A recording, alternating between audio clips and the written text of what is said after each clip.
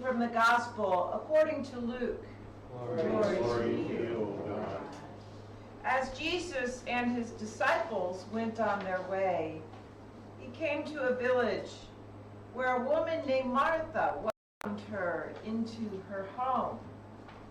She had a sister named Mary, who sat at the feet of Jesus, listening to his teaching.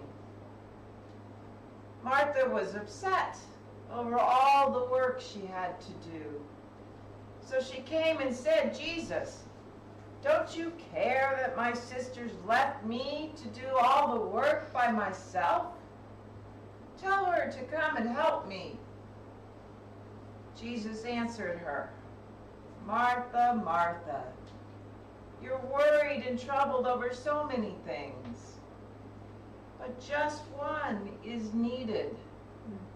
Mary has chosen the right thing, and it will not be taken away from her." These are the words of our brother Jesus. Praise to you, Jesus the Christ. Have a seat. You know, like many of you, when I was a child, I was assigned chores to do. So every evening we were paired with the sibling closest to us in age. Team 1 would set and clear the table, and Team 2 would wash, dry, and put away the dishes. Well, this meant that I was always assigned to work with my sister, who seemed determined to complain to my parents about my efforts, especially when it came to washing dishes. She had this annoying way of throwing the dishes back into the sink after I'd washed them because they hadn't passed her inspection, which only made our job last longer, which actually punished her as much as me, but it gave her some kind of sick satisfaction when I got scolded by my parents. And so I could totally relate to Martha and Mary here. I mean, it's obvious that Martha was scurrying about trying to be the hostess with the mostest, and Mary was kind of sitting on her tuchus, basking in the attention of Jesus. And given our first reading where Abraham slaughtered a steer, milked a cow, separated the curds, and ordered Sarah to knead and bake some bread so that the strangers at their door could have a little snack after bathing and resting in the shade. We see an ongoing theme of hospitality, right? A division of labor aimed at making one's visitors feel comfortable. Well, commentator Father William Bosch says, "I can tell you, I've been to Martha's home. When I go there, all I want to do is sit and catch up. But she's busy putting out her best china and serving great desserts. Every time I look down, my coffee cup is miraculously refilled. Martha pops up and down, check the stove, while she talks, and she talks while she's moving about until I finally say, 'Martha, for crying out loud, sit down. I just want to talk with you.'" Father Bosch, who advocates for a reformed priesthood, would add that the hidden story with Martha and Mary is that Mary assumed a position that, in his opinion, only men were allowed to do. She boldly came in where Jesus was and sat at his feet. She was his student, and he was her teacher. Bosch says, given the customs of the time where male and female roles were strictly demarcated, with women confined to the kitchen and the men to the parlor, Mary crossed those boundaries. Bosch quotes the Talmud, where it states the words of the Torah should be burned rather than entrusted to a woman. Now, this angle on our story today is, of course, quite appealing to me. Jesus recognized that Mary was hungry to learn and to preach what she had learned. She soaked it up. Of course she would. The seeds of the priesthood were planted in her. And in Jesus' words, that call of the Spirit to preach and teach would not be taken away from her. Jesus turned the tables on social norms again. Except that according to historian Amy Jill Levine, who works to reverse what she perceives as an anti-Semitic bias in our Christian teachings, he didn't. Amy Jill Levine says that now the 12 disciples were not really the brightest crayons in the box. And often they would not recognize a metaphor if it hit them on the head. And so it is with us at times. We too end up settling for the easy and theologically obvious interpretations, the low-hanging fruit, if you will.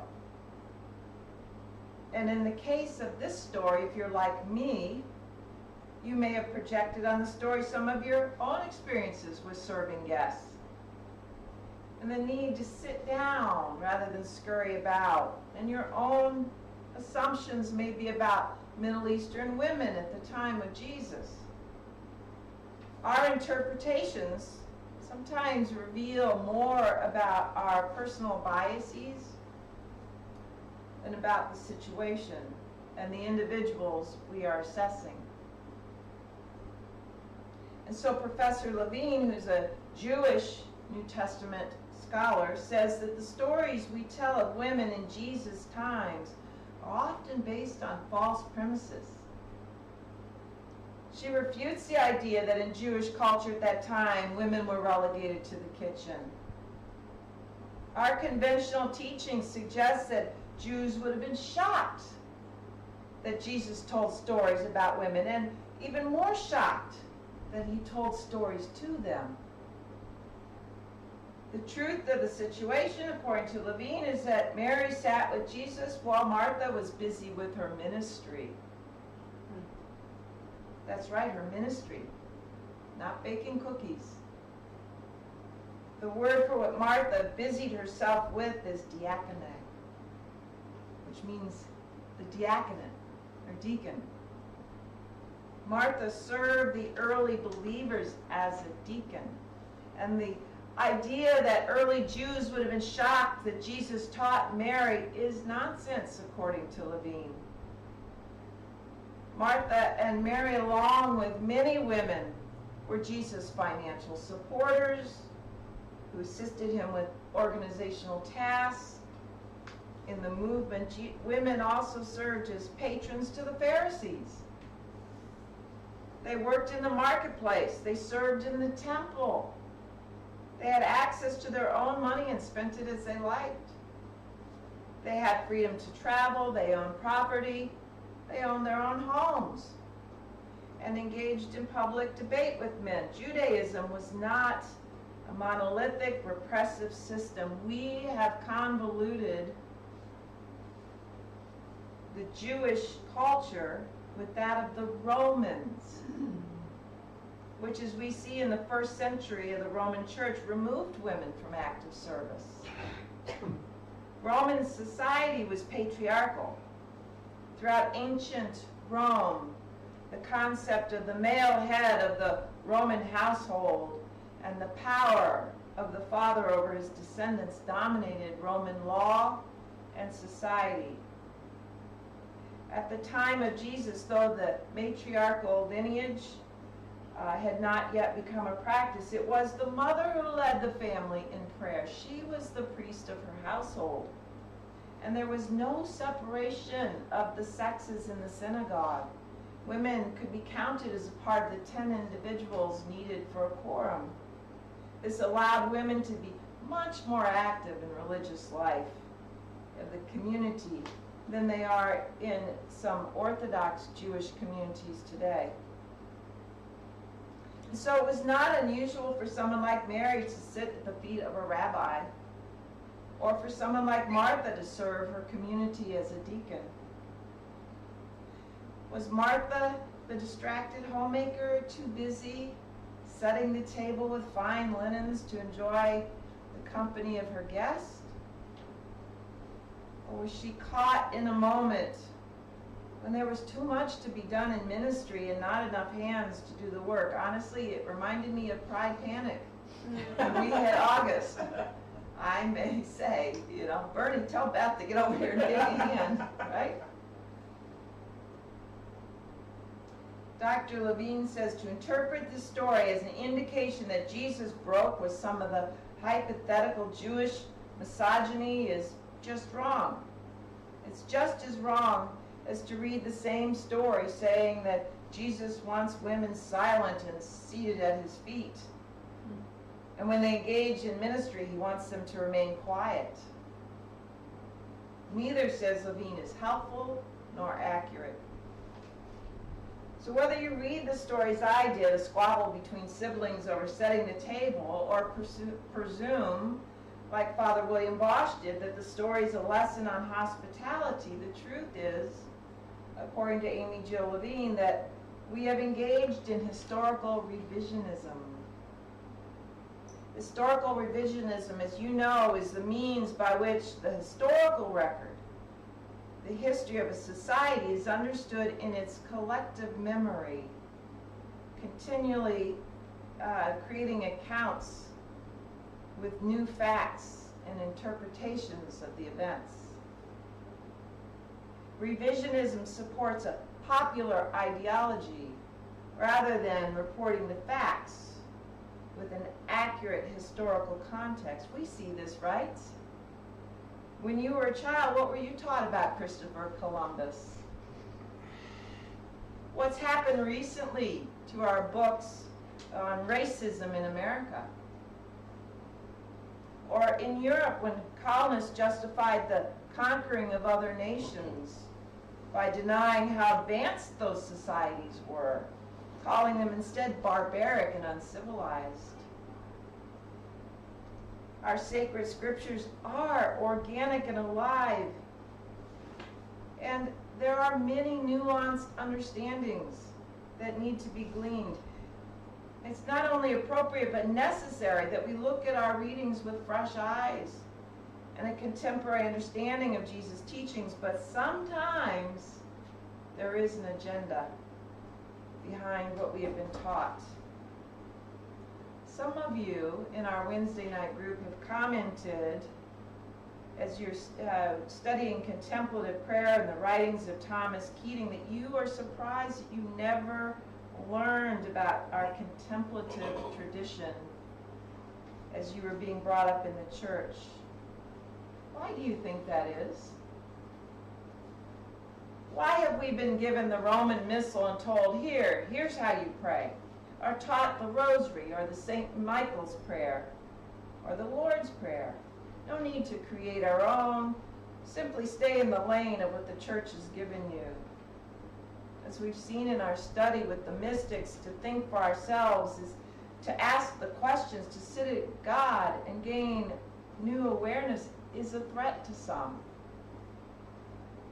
It's much harder to control the masses if we have our own pipeline to divinity. And so there's always a tension in the church between the prophets and the priests, the mystics and our institutional leaders. And when we want to get to know someone like Martha, before we jump to conclusions, and as the church has done in marking her as the patron saint of housewives, servants, waiters, and cooks, let us consider the purpose in such a revision. Let's ask ourselves if we projected something onto Martha and Mary that we hope to see, or something the church hopes to maintain, or if we've tainted the text with our own experiences, our attitudes and ideologies. What is it that we are not seeing? What is it we may not want to acknowledge? Or it's not ours to tell their stories. If we do that, we miss their truths. If we finish each sentence with our own endings, if we anticipate the things that define them, rather than allowing them to define themselves. Consider, for instance, Dr. Beth Allison Barr, who wrote a book on the making of biblical womanhood, and then presented on Future Church's series, Women Erased. the erasure of women in Scripture by complementarianism. Dr. Barr comes from the world of evangelical Christianity, where there is a concerted effort to define gender roles with male dominance and female subservience, as does evangelical writer Sarah May, who wrote a book on biblical housekeeping around the story of Martha and Mary. She titled it, Having a Martha Home in the Mary Way. Dr. Barr offered a different image of Martha, told in a medieval text known as the Golden Legend. This popular 13th century writing states, Martha was one of the earliest followers of Jesus, designated as a ministry leader. She was one of the first to believe that Jesus was the Messiah who had come to save the world. After the resurrection and ascension, chances are she was alongside the earliest followers of Jesus in the upper room. She certainly heeded the words of Jesus to go out from Jerusalem and make disciples in all the world. She sailed across the Mediterranean to the shores of what we know now as southern France. She began to preach the gospel of Jesus to all the people there. Hundreds converted to Christianity. One day, now remember this is a legend, one day, Martha wandered into the woods and went down to the river. There on the shores, she encountered the gruesome sight of a dragon eating a man. It was half beast and half fish, greater than an ox and longer than a horse, having teeth as sharp as a sword and horns on either side. It could not be beaten with stones or other weapons, and it was as strong as 12 lions or bears. But Martha was unafraid. She sprinkled holy water on the beast, which she happened to have in a wand tucked in her cloak, and then paralyzed it by showing it an image of the cross. After that, it was easy. Martha calmly tied up the dragon with her girdle and waited for the local townspeople to come and stab it with their spears. Martha continued to work alongside her sister after this, preaching and performing miracles. So my question to you is, why isn't Martha the patron saint of dragon slayers?